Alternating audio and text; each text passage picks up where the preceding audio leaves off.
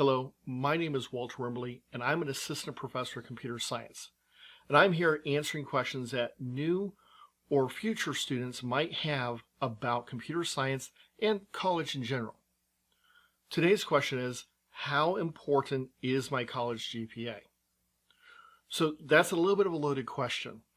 The more important question is, how well do you understand the material?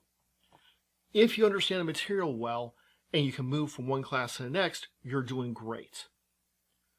Now, you might say, well, shouldn't my GPA follow how well I understand the material? And yes, it should. However, we all understand, and we've seen, and I've taught for 20 years, so I've seen this several times, where someone maybe forgets to turn an assignment, they have a family emergency, they can't get something in, and it kind of tanks their GPA at least for a class. They understood material, they were still able to move on, they had a passing grade, but they didn't have a 4.0 GPA. And that, in all honesty, is perfectly okay.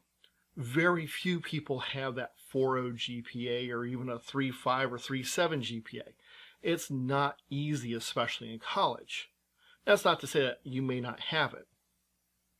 But the other part of that question comes into the will my employers or future employers look at my GPA? And the answer is usually not. I can only think of one company that I ever interviewed with that wanted to know my GPA. And that was kind of weird because I had been out of college for about 8 years at the time, and I didn't think it was completely relevant.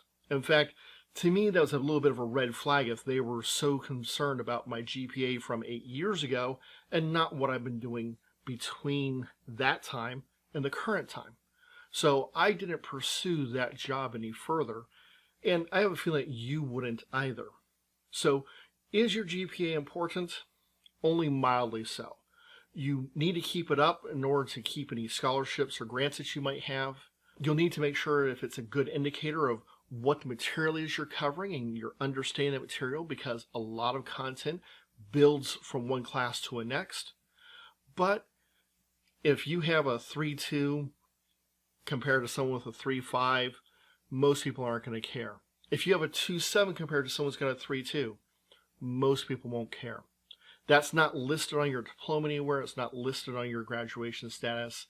So from that perspective, I say don't hurt yourself and try to over-stress about that. Do a good job. Understand the material. That's the key thing.